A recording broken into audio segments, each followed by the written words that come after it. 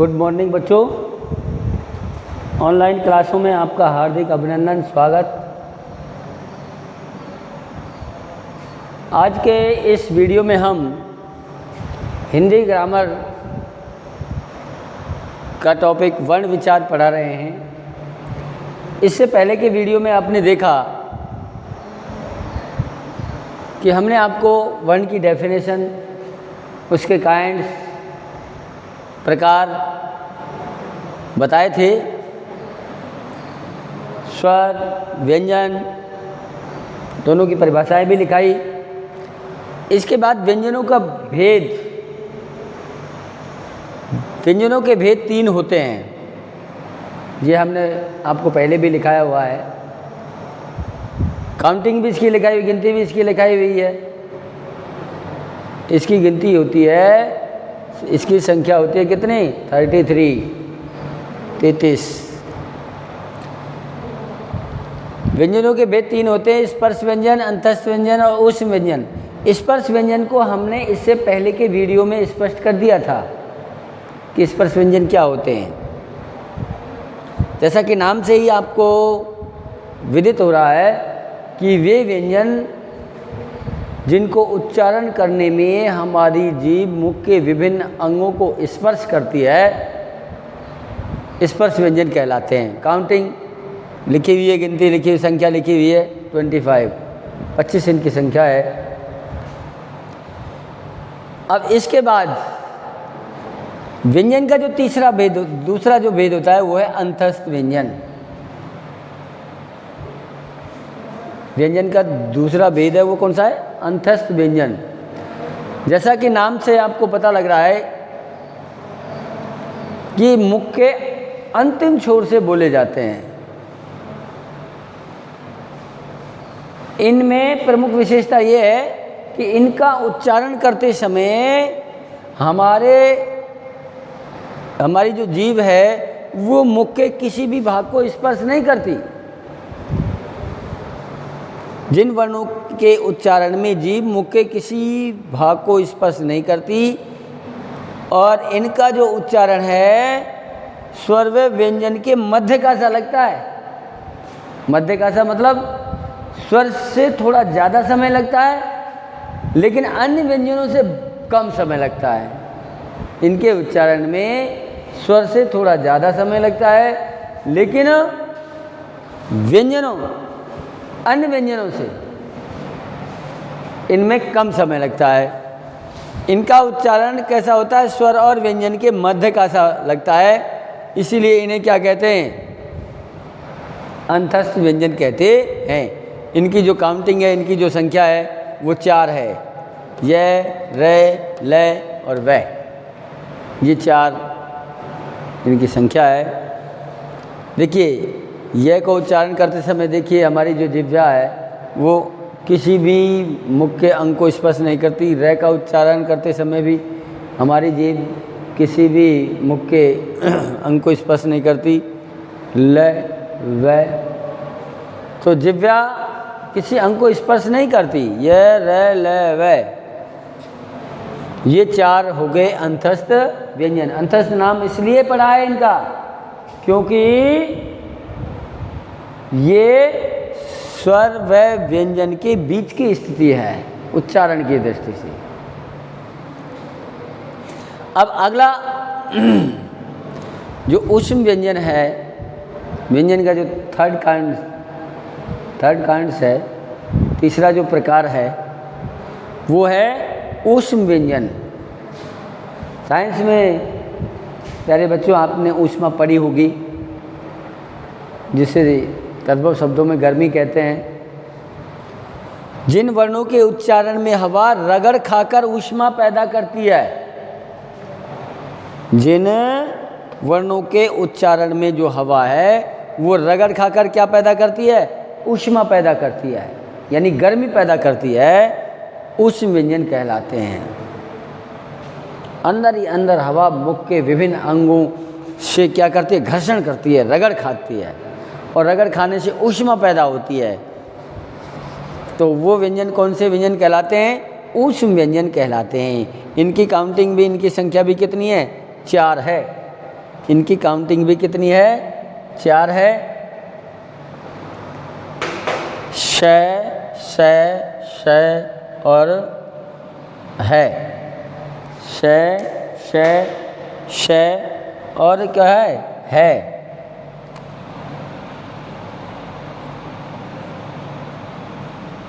ये हो गए हमारे ऊष्म व्यंजन।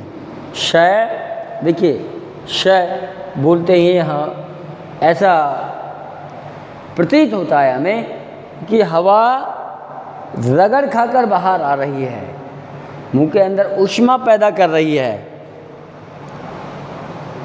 श है का उच्चारण करते समय भी हमें ऐसा लगता है कि जो हमारे उच्चारण अवयव हैं उनसे हवा रगड़ खाते हुए बाहर निकल रही है। तो प्यारे बच्चों, ये तो हो गया व्यंजनों के भेद। ये टोटल जो व्यंजन आपको बताए थे 33, कितने व्यंजन बताए थे? 33। उनका टोटल हमारा हो गया है 25, 25 + 4 + 4 बराबर 33। ये हिसाब हो गया हमारा किनका? व्यंजनों का। इससे पहले इसी तरह मैंने आपको स्वरों के बारे में बता दिया था। तो ये 44 वर्णों की स्थिति आपने पढ़ ली है। इसके बाद अन्य वर्णों की चर्चाएं जो चल रही हैं, इन 44 वर्णों से अलग या इन 44 वर्णों के अलावा कुल अन्य वर्ण भी होते हैं, जिनमें पहला हम आपको बता रहे हैं संयुक्त वर्ण। पहला बता रहे हैं क्या? संयुक्त वर्ण। जैसा कि नाम से ही आपको परिचय मिल रहा है, संयुक्त जुड़ा हुआ, एक से अधिक वर्णों का योग।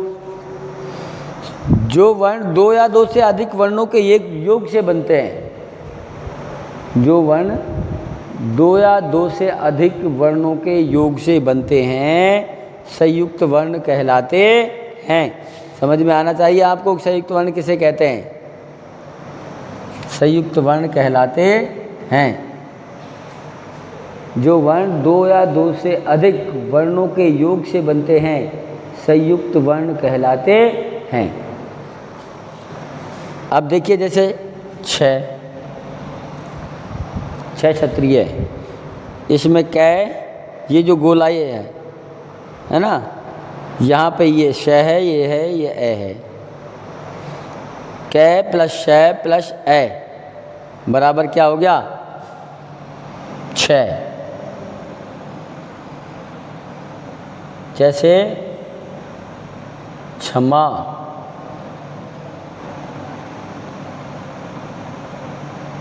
जैसे क्षमा।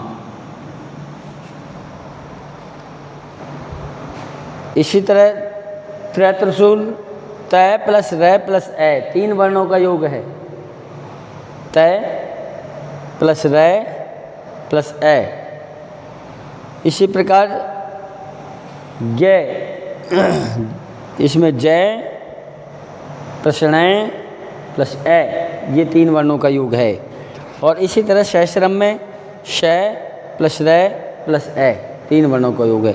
और आजकल ये दे वर्ण भी संयुक्त वर्ण के रूप में, जैसे हम वर्ड लिखते हैं विद्यालय, क्या लिखते हैं? जैसे लिखते हैं हम विद्यालय।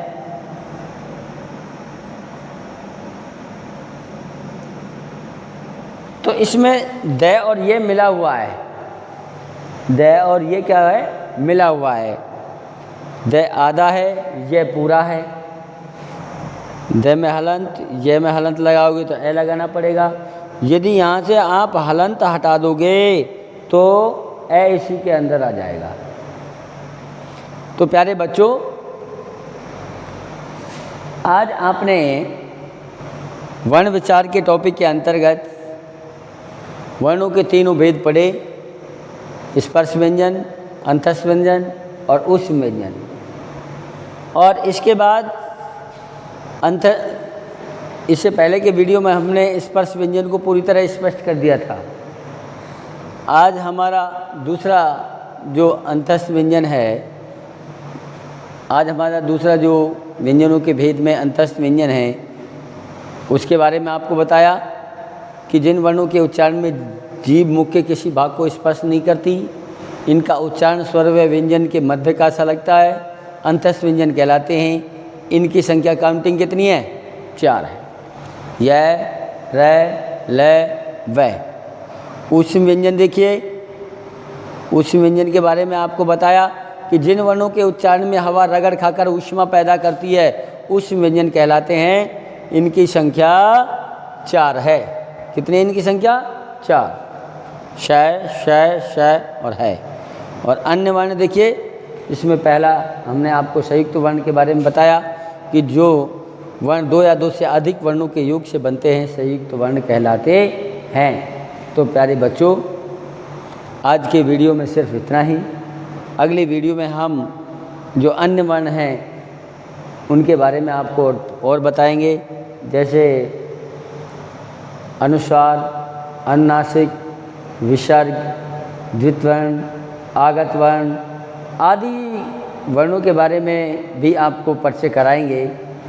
आप वीडियो को अच्छी तरह से लिसन करके, सुन करके आप इसे राइट भी करें, लिखें भी, और लिखकर अपनी कॉपी में प्रतिदिन के जो वीडियो हैं उनको एक कॉपी में लिपिबद्ध करके रखें और उन्हें लर्न करें, जिससे कि ये आपके हिंदी ग्रामर का जो मैटर है वो अच्छे से याद हो जाए। बाकी बातें फिर अगले वीडियो में। धन्यवाद।